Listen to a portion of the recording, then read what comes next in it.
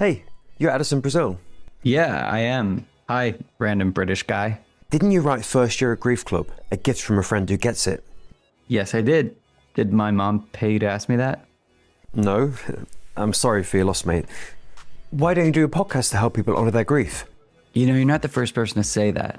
You know what? Fine, I'll do it. But it has to be with my friends who get it. And it has to be for real people who get real life grief. Oh, and it absolutely has to be equal parts honor the journey and find the funny. What does that mean? I think you're about to find out. I'm Addison, Brazil. Grief Club, the podcast starts now.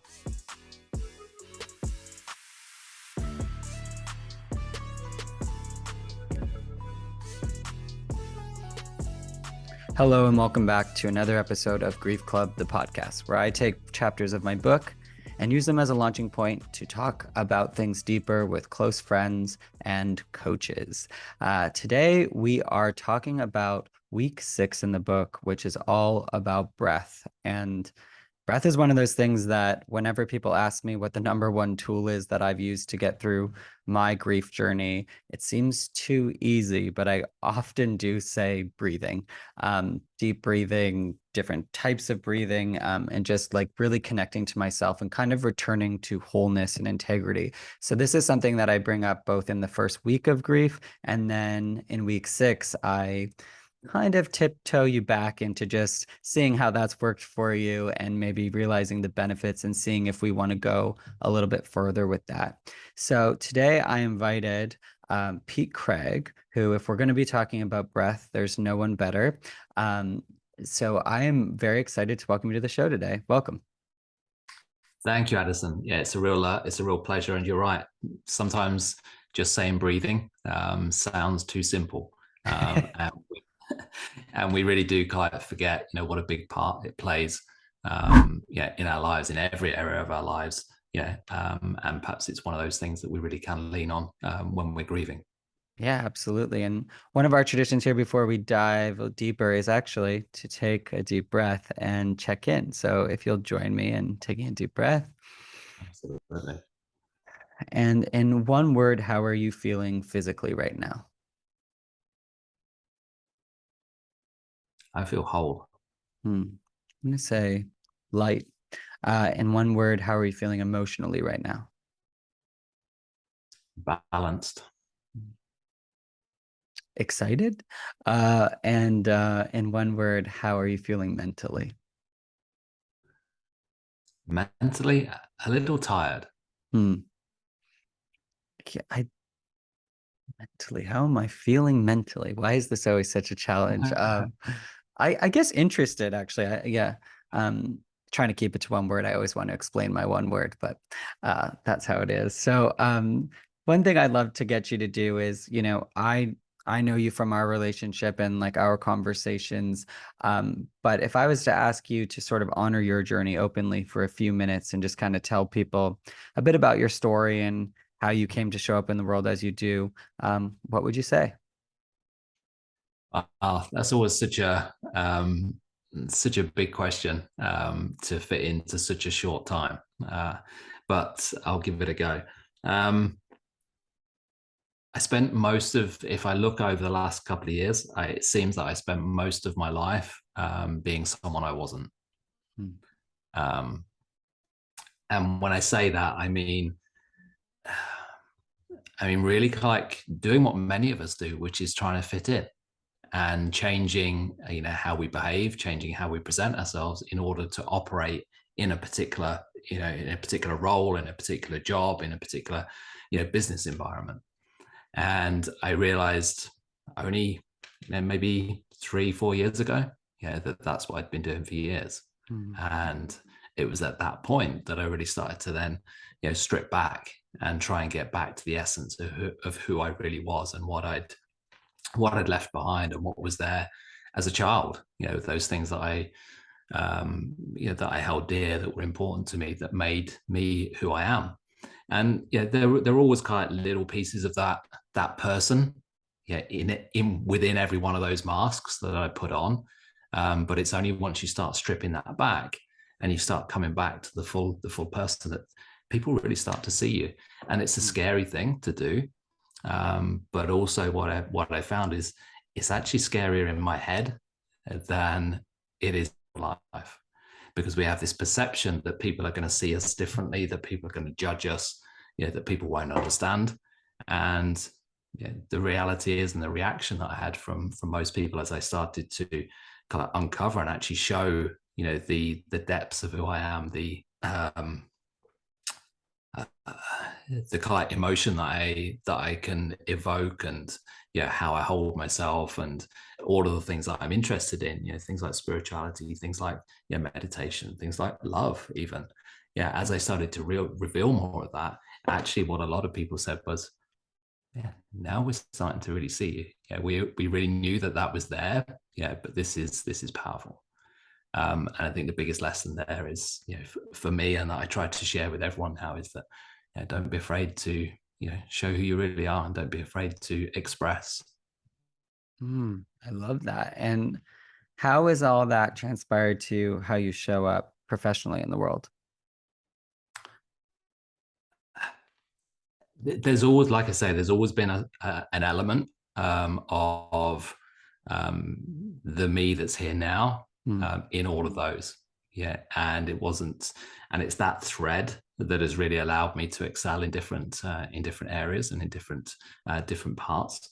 Sorry, I've lost my train of thought. What was the question again? I mean, I'm just, like kind of how you work with people now, and how you coach, within human potential and being a growth catalyst.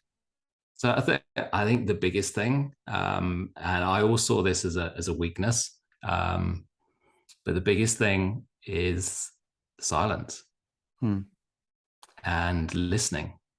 What I find is that most people are never truly heard. They don't feel heard, and because they don't feel heard, they don't feel safe.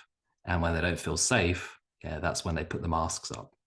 And so my role, primarily as a coach and as someone who's trying to unlock someone else's potential, and we all have this potential. We're born with.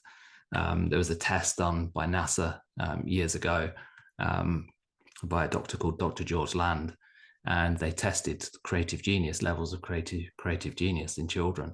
And at age 5, these kids were testing at about 98 percentile.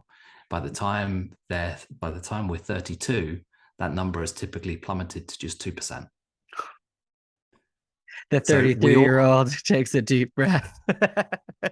So we all have this potential, but it gets quite buried away, for a variety of different reasons.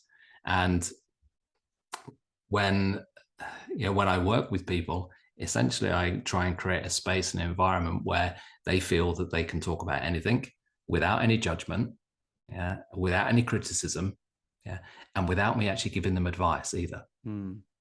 Because advice is very subjective. And so what I try and do is actually just invite them. So while I'm listening and while I'm being silent, I'm actually listening for the things that they don't say. And I'm listening for the things that they call it brush over. Or sometimes when people speed up and they start talking a lot quicker about something, it's because there's an insecurity around that thing, or because there's a memory there that they don't really want to dive into. It's those things that I bring them back to. And I invite them just to look a little bit deeper at that. And then awareness starts to build. And awareness for me is the key in everything, because if you don't have awareness of a situation, then you can't change it. Yeah, so true.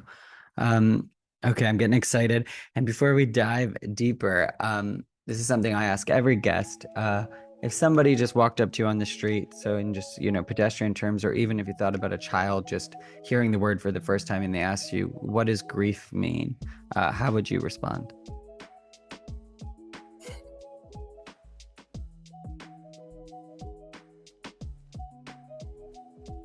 It's interesting because I'd thought about this, and then I was speaking just before we jumped onto this call. I was speaking with a very dear friend and breathworker who's been doing this for 50 years.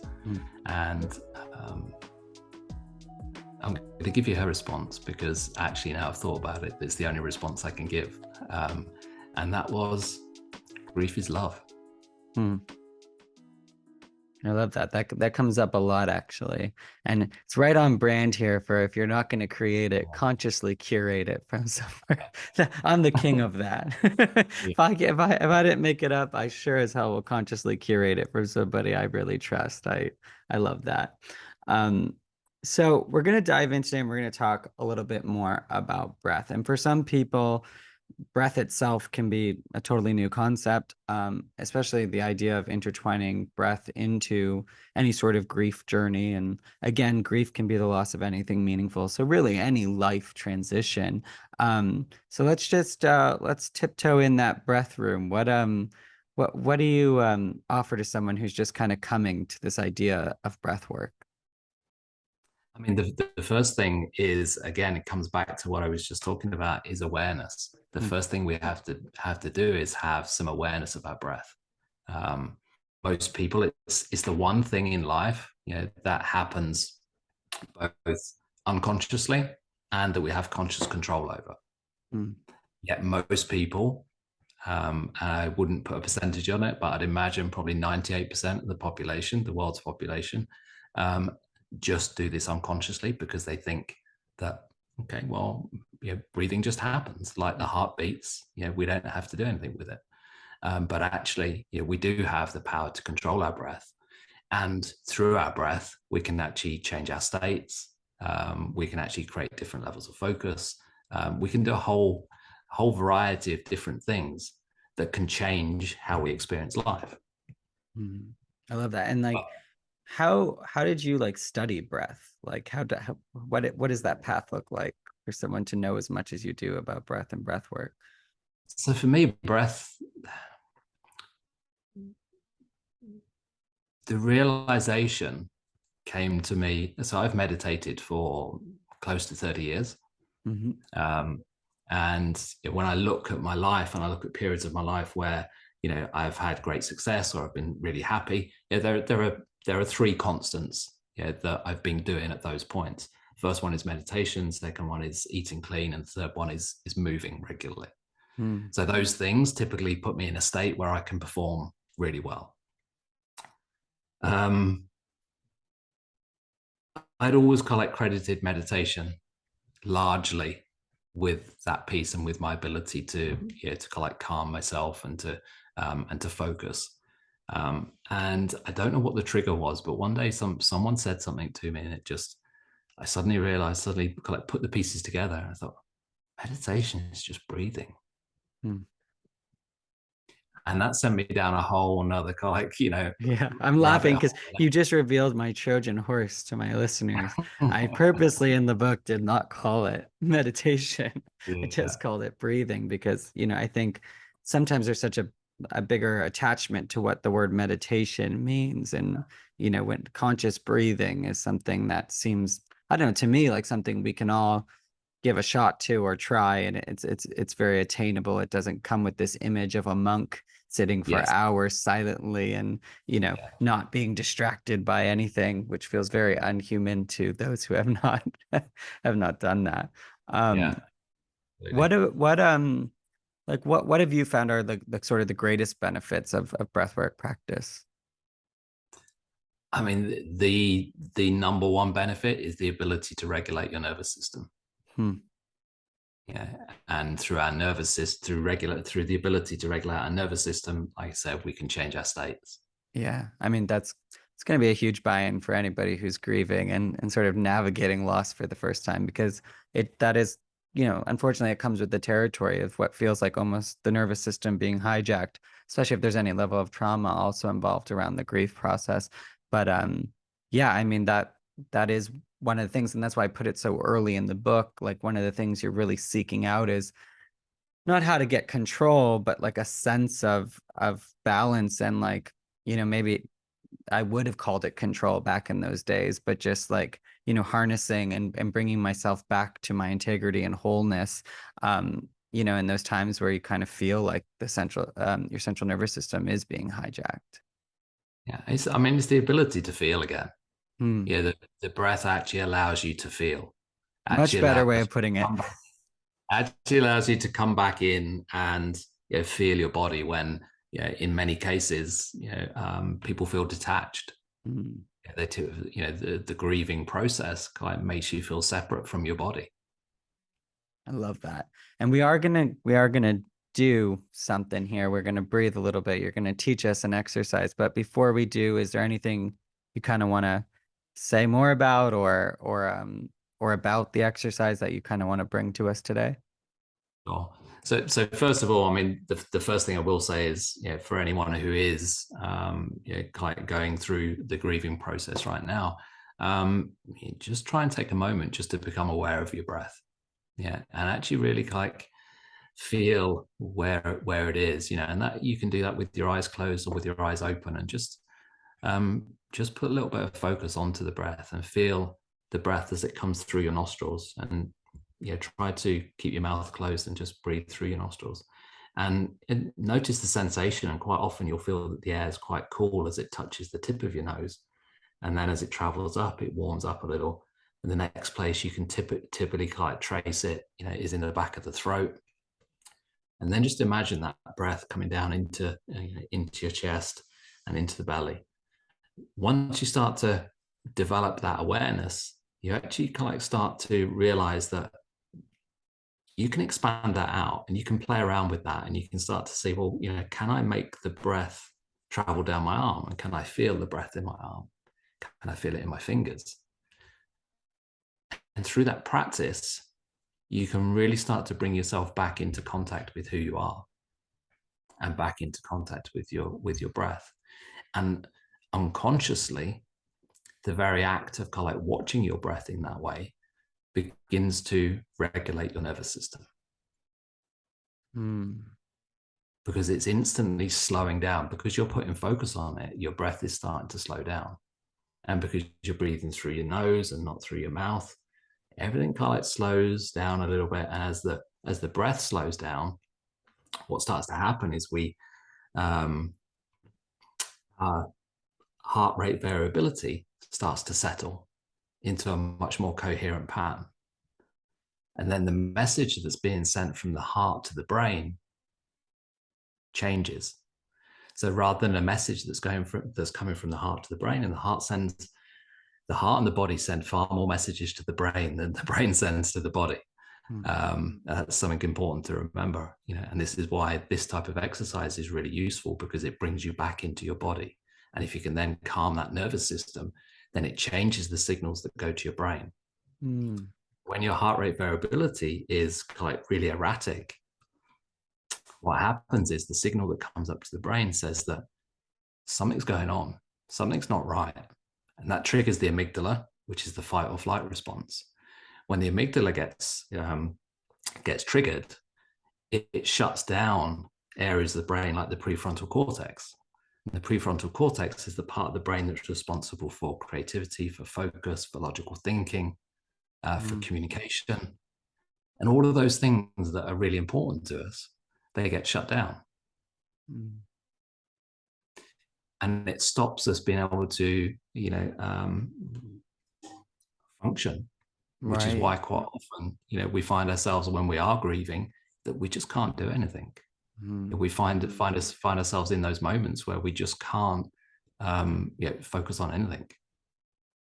And it's really interesting because, like, even just beginning that process of sending the body through the air, I was like, after a long day for me, I'm like, okay, let's just do this. Like, let's just go all the way. I just want to sit in that. And I already feel the benefit. And I think people don't realize, I know that I didn't realize. And one thing that people may resonate with this is when I started to pay attention to my breath, even before anybody really kind of told me to, I realized that I hold my breath when grief and stress start to go. I really hold it. And the only reason I would ever notice is I was actually would hold it so long that I'd make like a kettle like sound. Like I'd hear like the air trying to get, through, and then I'd be like, oh, and then I'd like breathe like as if I was coming up out of water. But I just didn't realize, like, and they're like, how often my toes were crunched, my fists were clenched, like, it all kind of went with that sort of holding my breath and like kind of holding the body tightly as if I was constantly bracing for impact. And it does kind of feel that way. I mean, depending on what you've gone through, but it does feel like you have no idea what's going on. And what I love about what you're saying is there is actually quite a lot going on physiologically, that it's one of the few things I find in grief you can tune into that will actually be to your benefit if you really focus on it. Sometimes a lot of the other thoughts and sensations that come with grief, it's like, it can be overwhelming if you sort of become too obsessive about what's happening all the time. But this is one of those things where it's like, if you actually spend time really tuning in, it has a huge benefit to grounding yourself and being able to reapproach, your day or whatever it is. I know we were going to talk a little bit too about heart math, which, yeah, let's dive into that too. So what I just like explained a little bit about the heart rate variability and bringing the heart into coherence. There's a lot of research been done by various organizations, but HeartMath Institute is perhaps one of the most widely published of these types of things, and they developed a number of different techniques that can be used. The beauty of the HeartMath techniques, and the one that we'll go through in just a second, is that you can do it eyes closed if you're sat at home on your own. But if you're in the office, if you're on the tube, wherever you are, you can do it eyes open. Yeah, and quite often, grief comes upon us at the most inconvenient times. We might think we've got it together. We decide that we're going to go and socialize, or we're going to go into the office, and something starts to, if you feel that starting to come, then the technique, or the process that we'll use can help with that. Because remember, what's happening again is your grief on the kind of like scale. If you think of kind of feel good hormones and everything, and feel good emotions on the right hand side, and then in the top left hand corner, imagine things like hate and all the nasty stuff. But then in the bottom, there's things like guilt and grief in the bottom left hand corner. That flip side, that left hand side, if you're imagining in a graph, all of those emotions trigger a stress response, which releases cortisol into the body. And cortisol stays in the body for quite a long time. So if you're constantly in one of those states, then you're constantly releasing stress into your body, which can have both an emotional, a mental, and eventually a physical impact on you. Which is why so often you feel kind of like worn out, you feel tired, you feel like you have no energy. It's because you're in those states. So the process again that we're going to talk about brings you back into what we call coherence, and back into a state where you're actually generating feel good hormones rather than cortisol. Right, absolutely. Yeah, I got to jump back for a second, because when you said if you're on the tube, and I've obviously spent a lot of time in London in the last years, but it's funny, last week I said that and somebody said, like, thought I was talking about being in an MRI. It's like, for anybody listening, the tube is the subway or the metro, the underground transit system. I was like, because sometimes you hear a word and then that's all like, you're kind of like hearing for a second. You're like, the tube. And I just thought that was so funny, and that you'd appreciate that someone thought I was referring to being in like an MRI, like the tube. Like, it's like, no, like that's how we get places in the UK. Anyway, always looking for opportunities to find the funny, especially when we're talking about something like grief.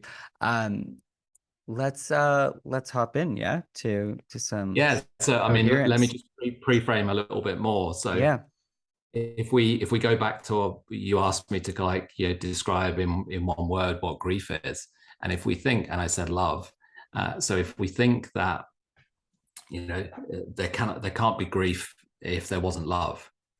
And usually love is just a measure of the depth of feeling, or the depth of love. Grief is a reflection of the depth of feeling and love that you had for a person, for an event, for something that's been lost. And then when you think about love, where do we typically feel love? We typically feel love in our hearts. And so when we're grieving, quite often the pain that we feel is in the chest area. So this breathing technique focuses very much on the heart, and focuses on expanding the heart and opening the heart up and allowing the heart to actually see what's behind the grief. And if we can come back to what's behind the grief, so the grief sits up here, you imagine sitting up at the top, but below it, is the love that you felt for that person or for that thing. Mm-hmm. So what we're trying to do is bring ourselves back to that love and focus on that love and allow that love to expand. I love that. I really do love that. And, I've had people come back at times and say, like, to the, grief, we've heard the beautiful statement, like, grief is love with nowhere to go, or grief is love. And it's funny because sometimes people will say, like, no, I'm grieving, but like I didn't love the person or thing. Like, and that's why I go back to that loss of something meaningful. It can be your love for, or your connection to what the relationship was meant to mean. The love that love still exists there. And so it is a love that, went, even if it came and went without ever making you feel loved, it is love that in some way was wanted, an energy in your life that that you're missing, or you're missing that you never really felt. But it's weird because even in those instances, when I talk to people and we continue to like boil that down, like the loss of something meaningful, it's not necessarily the person, place, or thing, but it's the relationship you hope to have had with that. And so it's a distinction I like to make too, because sometimes people will tune out if it's like, oh, well, I didn't like, love this person or like feel love. And because, we have complicated relationships, it's 22, it's complicated. But yeah, no, I absolutely love that. And so I just wanted to kind of add that if you're going like, no, it's not, it wasn't grief is love for me. It's like in some way, if you keep boiling it down, it tends to be the root. And if you think we won't get there, call me and we'll keep boiling it down till we get there. Because trust me, it's love, or love that was wanted, or love that was needed and passed without getting it. But it's love. And if you can't relate to it in that way, then relate to it in the way that we were just talking about, which is that the heart is sending messages to the heart as an organ, is sending messages to the brain all the time, and that the message that it's sending while you're grieving is actually one that I'm not safe right now. And so that's triggering the amygdala, which is triggering the release of cortisol, which is keeping you in that state. And so this breathing technique, and the focus on the heart, and again, just think of it as the organ rather than anything connected to love. Changing that allows us to move back into the parasympathetic nervous system, which allows us to regulate and allows us to calm down. Amazing. And allows us to feel, which is what we started with. We've gathered them all now. There's nobody that cannot see a benefit to this. And we'll talk about it after my connection to this exercise. But yeah, I think we're all on board now. So it's super, super simple. And like I say, you can do it with eyes open, you can do it with eyes closed. So I'll just talk you through, first of all, how this is going to work. So you're going to breathe through, inhale and exhale through your nose. So you keep your mouth closed. And on the inhale, you're going to inhale for a count of 5. So I don't use seconds or anything like that, because people then say, well, how long is a second? So it's a count of 5. So you're going to inhale for a count of 5, and then you're going to exhale for a count of 5. So that balanced, it can be 6 if you can stretch to 6 comfortably, then 6, but 5 is typically the sweet spot for most people. Most people can achieve a nice kind of even paced inhale and exhale at a count of 5. Whilst we're doing that, what we're going to do is focus on the chest area, which is the cavity in which the heart sits. So we're going to focus on that, and we're going to imagine that as we're inhaling, the breath is coming in through the heart. And then when we exhale, we imagine the breath is going out through the heart. So actually, we're inhaling, so we're taking a breath for a count of 5 in. So it's 1, 2, 3, 4, 5. 1, 2, 3, 4, 5. And we're doing it as if we're doing it into and out of the heart space. So as you're inhaling, imagine that space is opening up. And as you're exhaling, yeah, the space begins to close down again a little bit. Open up, close down, open up, close down. Close down is probably the wrong word because I don't want you to close your heart, but it's the inhale and the exhale. But the intention is that we're expanding the heart area. Now, to make this just a little bit deeper and to create, to speed up that regulation of the nervous system, what can help is actually thinking of a time, a place, a thought, a person, a memory when you felt really, really happy. And so as you breathe in and you're focusing on that chest area, or you're focusing on the heart, and sometimes some people find it easy, to place a hand onto the heart or onto the chest area. So you might want to just place your left hand across your chest. And as you breathe in, you're expanding the heart out. And your focus then goes to a thought, a time, or a place when you actually felt really close, or you felt love, or you felt gratitude. And so as you breathe in, you're bringing that in to your heart. And as you breathe out, you send that feeling back out into the world. So whatever that feeling is, you're bringing it in to your heart and you're expanding it and you're feeling it. And then as you breathe out, you're sharing that same feeling of gratitude, of love, whatever it was, back out into the world around you. As you breathe in and out,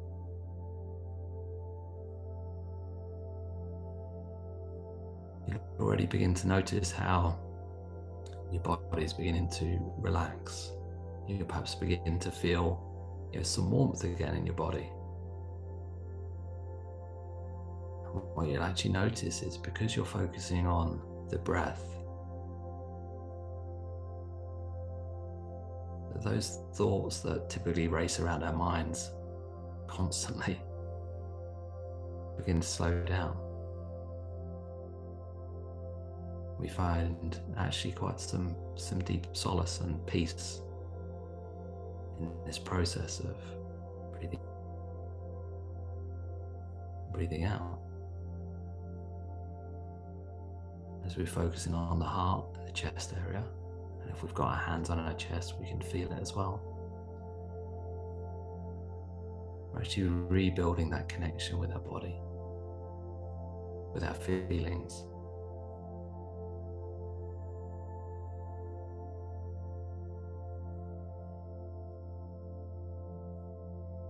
In each breath,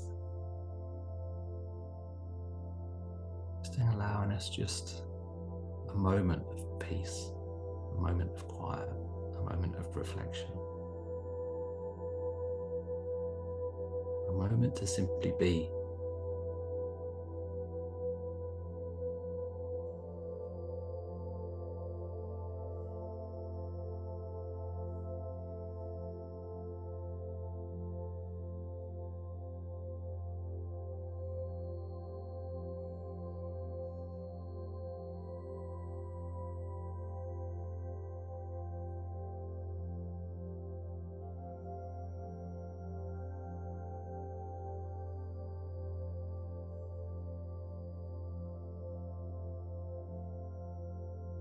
When you begin to feel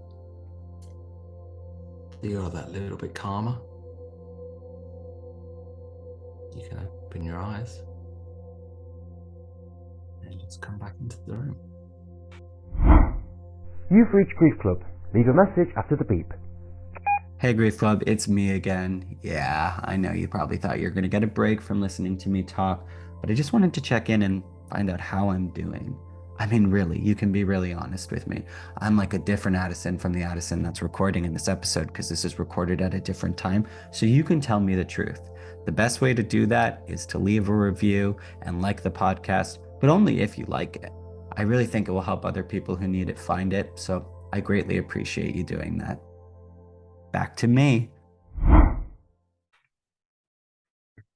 I've never done that while hosting something before, but it's like anybody who sees the video of this will see that it fully shifts physiologically for you when you do that exercise. I find when I really connect to something that brings up that sense of gratitude or joy, and um, that it's just impossible not to. And this has been in my toolkit, I think, pretty steadily for the last 5 years.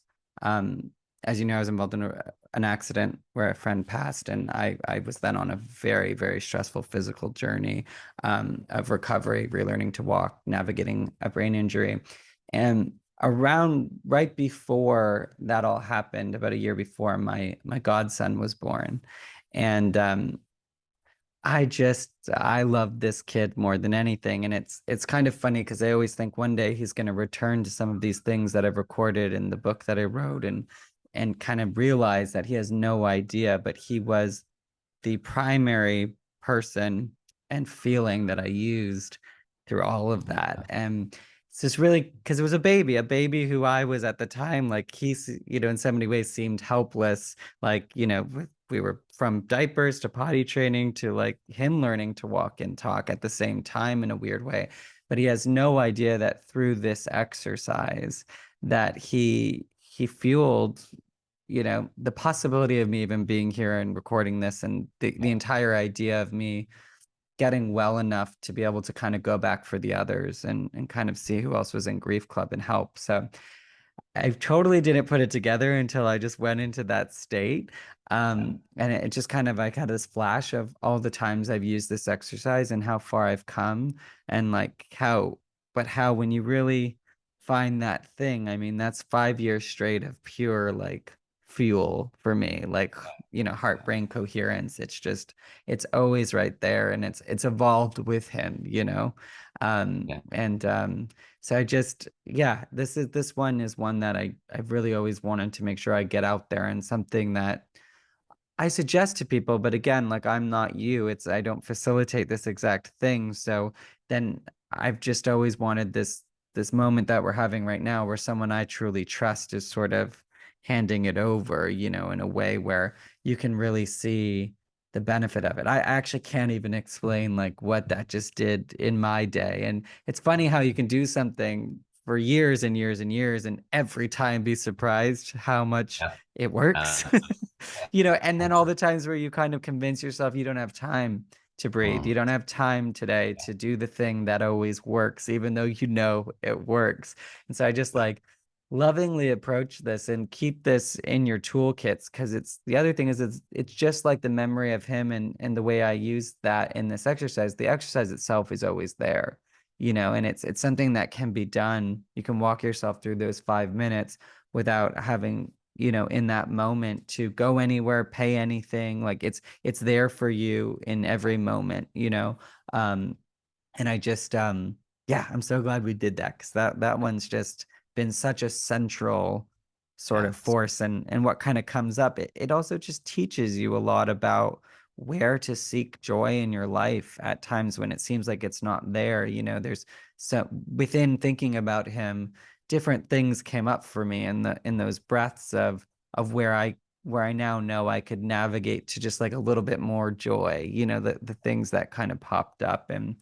And later in my grief journey, this had a really, really like fundamental shift for me, as I eventually got to a place where I was able to use my brother, my father, and my friend within this exercise, which was something that you may think would be very conflicting, using the person you're grieving within this exercise. But I'm going to try to say this without getting emotional. But it really, I can't even explain the first time that I did do that, and I was able to do that, and I was able to think of somebody that I lost while accessing so much joy. It was sort of as close to a new memory and getting as close to the feeling of why I was grieving so heavily in the first place that I've ever been. And that's something that, I keep saying tiptoe today. I don't know where that term came from in today, but it's something that for me, I just want everyone to know that took, 13 years to get to a place where I was able to do that type of coherence with the people that I actually lost, and for each one of them very differently. But it is such a powerful thing that can really grow and change with you and your grief process. It's a tool that constantly, like, I don't know, I'm thinking of something from Harry Potter, but it, like, you know, like changes its face consistently to be there with you when you're seeking that feeling of joy, when especially in those points where you're feeling maybe a little bit hopeless. And you know, we have another episode that there's no such thing as hopeless, but you know, that's how we say it and that's how we feel it. And like there's I know there are days when it feels like there's no way joy or hope could be accessed. And I have to say that this exercise has always within 5 minutes proven me very, very wrong. And just it's obvious from this interview. I mean, I just opened up completely. I had also, in having access to joy, I had access to tears, which if you're anything like me, is something that's kept on lockdown, because I live in this belief that if you hug me too closely, I might fall apart, like, you know, that kind of thing. But it just shows how cohesively also joy, grief, and all your other range of emotions can live, you know, together, and opening one opens them all in a healthy way, um, which which I just love. So yeah, thank Yeah. you for that. I think there's a couple of things I just want to say. First of all, for anyone who is thinking, I don't have anyone left, you know, to kind of focus on, like with your grandson, then you can think about a sunset that you love in a particular place that you visited. You can think about your favorite flower, and you can have gratitude for the flower. You can think about your favorite food. You can think about anything that takes you to a place that you feel whole, anything that takes you to a place that gives you hope, that brings you joy, and any of those things will work. And if you still can't think of anything, then just the simple practice of breathing with the focus on expanding and expanding the heart, or expanding the chest area, will be enough. I love it. And the other thing I just wanted to pick up on was what you were just talking about, was about how all these emotions kind of like sit together. I think in any process of healing, we have to be able to feel all our emotions. Okay? The moment we start to suppress any of our emotions, the healing stops, or the healing heals, but with a different trauma.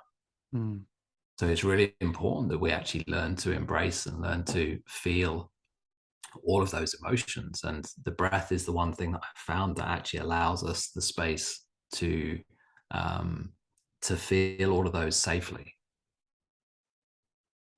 I love that. And I could not agree more. It's just, it's that thing of sometimes what you need most is right in front of you kind of thing. Like it's the most obvious. And this is literally the most obvious thing, you know, to avoid death, you literally breathe to stay alive. You know, it's like too obvious. It's almost annoyingly obvious, but it is so magical. And there's so many, as you begin to dig deeper, just so many different types of exercises and different types of, you know, breath work modalities that can help you with different things in your life, which is just like really cool. So I mean, my goal here today was really just to plant that seed and allow people to kind of stay self-compassionate and get curious about breath. And I don't know, yeah, if you committed to that, either of those exercises, and didn't feel a shift, I'll be very surprised. Feel free to write me in.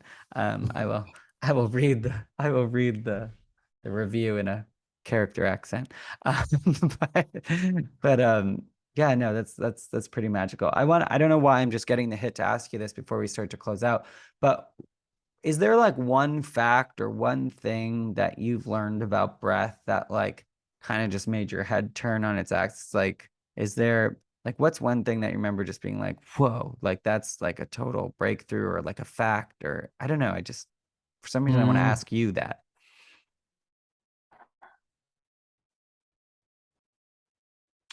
I think perhaps the thing that I didn't understand initially was around almost kind of like the biomechanics of and the biochemistry of breathing, which is, you know, when you're doing exercise, or, you know, if you're, so you imagine sometimes, you know, when you're crying hysterically.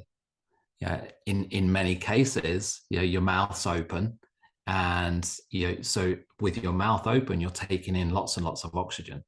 And when you're taking lots of oxygen in, what's happening is you're also kind of expelling more CO2. The body actually needs the balance of the two. So the body needs CO2 in order to deliver to free the oxygen up from the blood cells to go into the body, to go into the cells of the body. So if you don't have enough, if you start to overbreathe, then what's happening is you're bringing more oxygen in. That oxygen can't go anywhere because you're also expelling too much CO2. So when you expel too much CO2, then that oxygen can't get to where it needs to go to. And when that happens, when there's a reduction of CO2, basically it causes constriction of both the airways, but also the blood vessels, which then reduces your and I think there's been some studies done that show that it reduces the amount of blood that goes to your brain by up to 60%, which reduces your capacity to function, which is why we get things like brain fog when we're angry, and why we start to perhaps faint when we've been exercising too hard. And people when they're exercising, they tend to think, I need to breathe, I need to take in a lot of breath, because but actually the opposite's true. Actually what you need to do is really calm your breath down and just breathe deeply. And when I say deeply, it means into the belly. When you say breathe, take a deep breath, most people go, it's all up here in the chest. Yeah. That's not a deep breath. A deep breath is deep into the belly. And you imagine you're filling a jug of water up. It fills from the bottom first. It doesn't fill from the top. So when we breathe, we want to fill from the belly first. And remember that actually there's 360 degrees to fill. And majority of our lung capacity is actually in the back. So as we're breathing in, we're expanding, and we're expanding here, and then it comes up into the chest. It's not chest first, it's kind of like expansion all the way up. So you expand that whole thoracic cavity.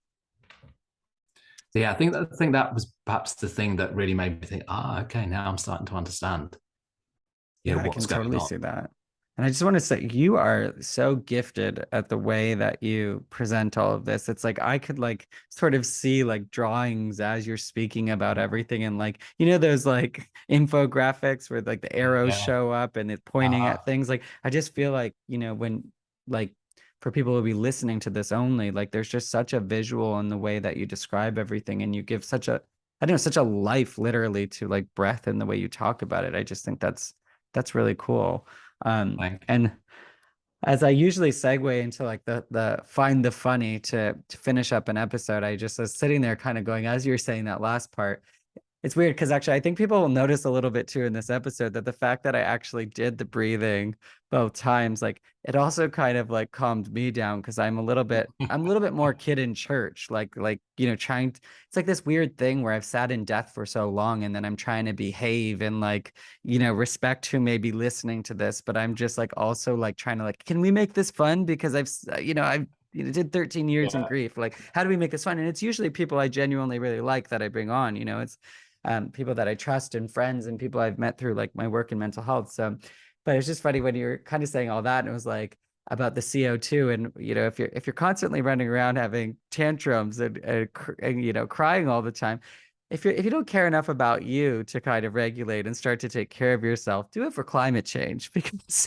you're constantly having these. And I just thought, that's a great way. Let's put the burden of climate change on them to get them to really just take a breath, a real breath. And I'm glad at the end we got into that, because again, I forget that I had to learn what a real breath was. I that's why I laughed when you said, the way people take a deep breath, and it's oh yeah, I used to, totally do that. The only reason I had a chance in hell was just from training to sing when I was younger. So I had a little bit more of an understanding of my diaphragm and whatnot.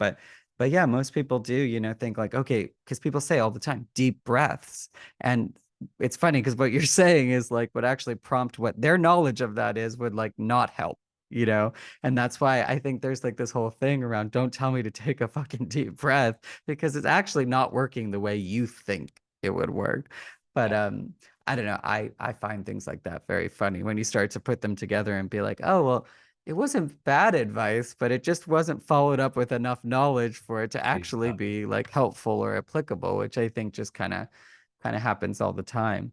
Um, so this is kind of like my version of heart math is like talking about humor at the end of an episode about grief because it also I feel like kind of brings us both back to like what matters. But I'm curious, what where do you find the funny in life? Like where do you find yourself really laughing? Like where does that show up for you?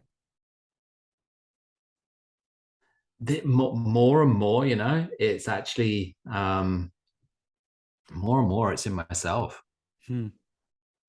you know, Yeah. and realizing the irony of the fact that I spent so long looking for, something, and all the time, my very actions were building masks that took me further away from it. And Hmm. the thing that I was looking for and the thing that I wanted to get back to, was with me all the time. Yeah, I love that. And And I love when that can and be I, funny because there yeah, is it's there is a moment where it switches from frustration and almost like a self-criticism and hate around that to like it's actually pretty funny that you're saying you it's, want this, but you're doing this. And then you catch yourself in the next loop and you're like, okay, yeah, it's, no. it's it's like one of those sick jokes, isn't it? That that you hear, and it's like, yeah, damn, I wish I'd got the catch, got um the kind of punchline sooner. Yeah, yeah, yeah. The biggest punchline of life, kind of. Exactly, exactly. But yeah, Seriously. I think it's super important that we can laugh about ourselves, um, and even, dare I say it, that we're able to laugh about the things, um, laugh about those that we're grieving for. Hmm. I Yeah. couldn't agree And more. the things that they did that, we now look back on and think, wow, and we can actually look back on it, and it brings a certain amount of, joy as well, thinking about those things that they did that were stupid, Hmm. and Yeah. allowing them to still bring us, some joy, you know at the same time as they're bringing us some bringing us some good memories. I love that. And as you're saying that, I just like to close, like I really will say again, like these two things, these two tools that heart brain coherence meditations and training myself to find the funny even when things were really not funny, like talking Yeah. in a wheelchair, like like just when things were really not funny at a funeral. And some people said it was inappropriate at the time, and I just like look back and I think like those two things together, like that is how you would describe my resilience, my Yeah. willingness and like focus on, rebuilding that coherence when it felt lost between my heart and my brain. And then also just being willing to laugh when, other people who weren't really even in the arena with you were kind of saying like, oh, you shouldn't laugh at that. But it was like, if this can't be funny, then what is it? And I really, those two things just, yeah, what a cool little episode. What an unexpected, beautiful bow that this ties Well around done. my personal journey. If people want to find you, as I assume they will, where can they do that? So they can go to my website, which is petecraig.com. And I'm also Pete Craig on Instagram Amazing. and LinkedIn. And yeah, the only place I'm not is Facebook. It's like I have to bring this up too. Just the final funny thing is, in the UK earlier this year, somebody told me that I cannot say your last name, like that Americans and Canadians don't say the word that you're saying. And so I've been walking around for months going, Craig, Craig, Craig, like trying to say Yeah. it the way that the person who did this, if they ever hear this, is gonna like laugh hysterically. But it's just like because it became this thing where it was like, oh, I don't even know if I can be your friend if you're saying that I'll never be able to say your name the way that you say it.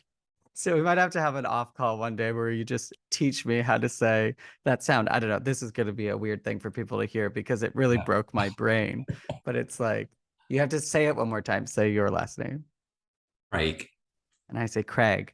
And so I'm gonna go back and listen to this, and I'm gonna like hear the difference and play it in slow-mo. But that's another fun thing for people to think about. If you thought you were saying that name right your whole life and you live in North America, it's not the way it's said. Yeah, it's not unusual. I had to like re-educate. He made a good point. He said you say Craig the same way you say Greg, and that's not the same thing. It's not spelt the same way. And I just thought, I don't know. I think it's so funny that I will literally 3 months later, I'll be sitting there quietly going, Craig. Like I'm like trying to do it. Anyway. All right. As we check out, what is one word for how you're feeling now?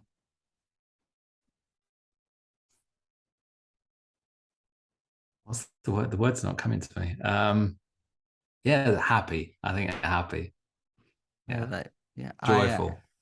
I think I have to say alive. Like God, that just opened up so much. You really set me up. I'm actually going to watch comedy tonight, so they're going to get a real honest, open person giving them energy back, which is always great. Thank you so much for being here today, and I look forward to our next chat. My pleasure. Thanks so much. Well, Grief Club, that's the show. If you enjoyed it, please let us know by liking and leaving a review. This will help as many people who may need what we're talking about find it the fastest. Remember to honor the journey, and when that gets tough, find the funny.